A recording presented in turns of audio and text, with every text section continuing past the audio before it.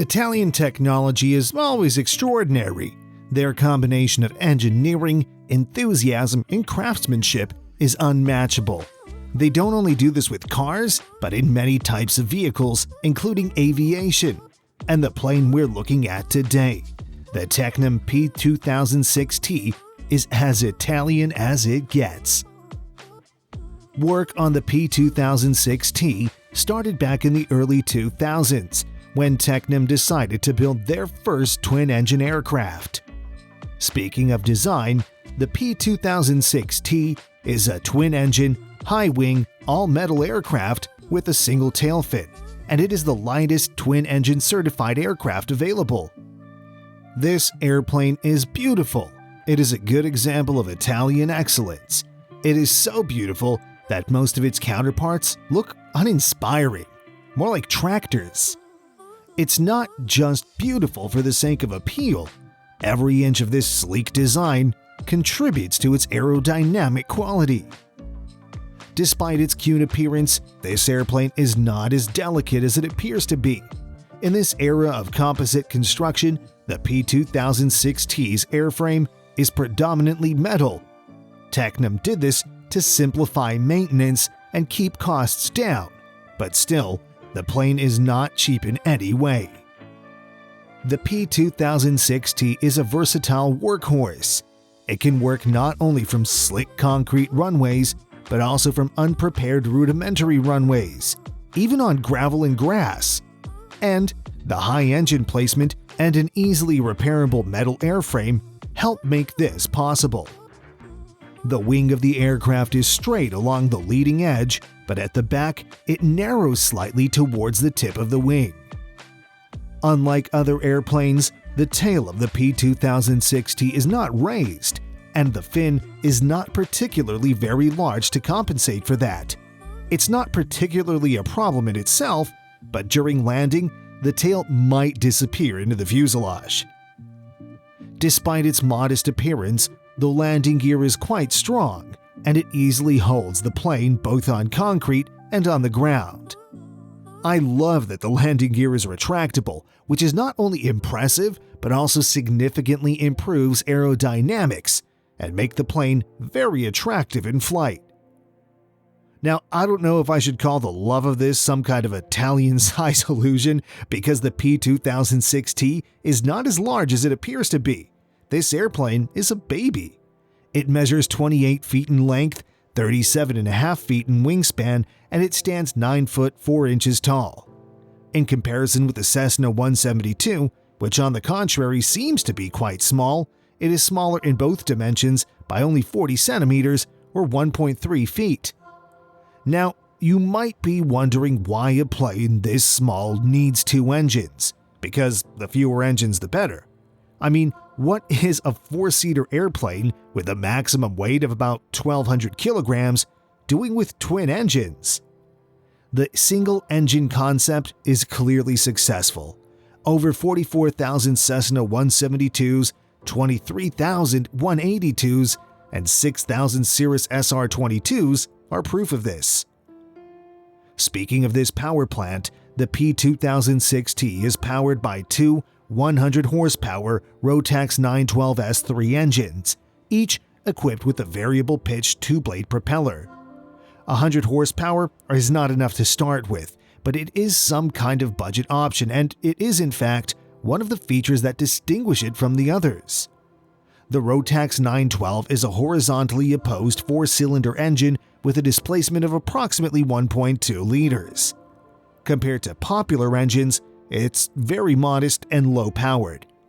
In comparison with its colleagues from Lycoming and Continental, the 912 is a rather young engine, and it is in several ways more technologically advanced, more fuel-efficient, and easier to manage. In comparison, many of its colleagues are dinosaurs. Since Rotax designed this engine originally for low power, it means it is less complex, and it doesn't include some of the reservations of modified and derated engines that were originally more powerful. As a result, the engine is light, weighing about 60 kilograms, quite cheap to buy and to maintain, and having a fuel consumption of only about 20 liters per hour. The best thing is that this Rotax engine runs on ordinary gasoline from a gas station, which is much more affordable, cheaper, and easier to find. You won't be facing the difficulty of plotting your routes only through airports that have avgas, which is not particularly easy to find, especially in airports outside of America. In such a scenario over a long distance, it may turn out that two Rotax 912s could well compete with one classic aircraft engine. When it comes to safety, twin-engine airplanes are in a class of their own. The plane can fly if one engine fails, but with the reservation, of course. For the P2006T, how long you can stay in the air on one engine heavily depends on how the plane is loaded. If the plane is lightly loaded with just one pilot traveling with his little bag for the weekend, then it can continue to fly to the destination. But if the plane is fully loaded with all 4 seats occupied and full fuel, it will still fly, but with a slight loss of altitude, which is not really critical, and under normal conditions, the pilot will have more than enough time to find the nearest airport and land. These capabilities made Rotax very popular among light airplanes, similar to the Tecnam P2006T. I love the slings too, and they also use Rotax engines. These engines are highly efficient, weighing about half a ton, but in heavy airplanes, their low power will require some serious compromises. After all, 200 horsepower on 2 motors is not huge. Using the Rotax 912S3, the P2006T has a speed of 145 knots, approximately 269 kilometers per hour, and a service ceiling of 4,300 meters or 14,000 feet. And it can only climb at 1,260 feet per minute, which is not particularly bad for a plane the size of the P2006T, but at the same time, it's not that much for a twin. Another thing is, Tecnam carefully designed this airplane and seriously placed emphasis on aerodynamics and comfort. That's why, when you look at this plane, it'll seem like 2 small Rotax engines won't be enough to pull it off the ground. But it's not all about the engine. The lightness and aerodynamics contribute a lot too. Speaking of useful load, this plane is good for 618 pounds, which is typically enough for only 3 passengers and full fuel, and under such conditions, the range reaches 1,374 kilometers or 853 miles, and the flight duration jumps over 4 hours. But the maximum payload is 906 pounds for passengers and luggage, which is decent, but you can't carry full fuel if you fill up the seats, which also limits how far you can fly non-stop. The combination of these advantages and disadvantages makes the P2006T an excellent cross-country airplane, a good first twin-engine airplane, and a trainer. It's not very demanding in terms of flight performance, despite being a full-fledged twin-engine aircraft with very modest cost, at least for fuel. Speaking of the cabin, the Tecnam P2006T is a 4-seater aircraft, 2 seats in 2 rows, and there are 2 doors on each side to access the cabin. For sitting in the front row, there is 1 door on the left side, but if you want to sit at the back, you have to walk around the plane to access the door on the right. This design is kind of weird to me, but Tecnam know what they're doing. Their decision to keep it this way is practical and allows you to reduce the weight of the aircraft. But intuitively at the first moment, it's kind of strange if you ask me, but nobody asked me. The cabin is designed for 4 people, including a pilot, 2 seats in the front, 2 in the back, and behind them is pretty decent space where you keep your luggage. Tecnam did a great job here. The cabin is surprisingly spacious and comfortable, and it looks great too. Visibility is fantastic. The absence of an engine and a buzzing propeller on the nose makes the front view even prettier and more elegant. The onboard equipment is hybrid. It combines a couple of analog instruments for critical systems and a glass cockpit. The glass here is part of the Garmin G950, which has a high degree of automation of onboard systems controls, including a full-fledged autopilot.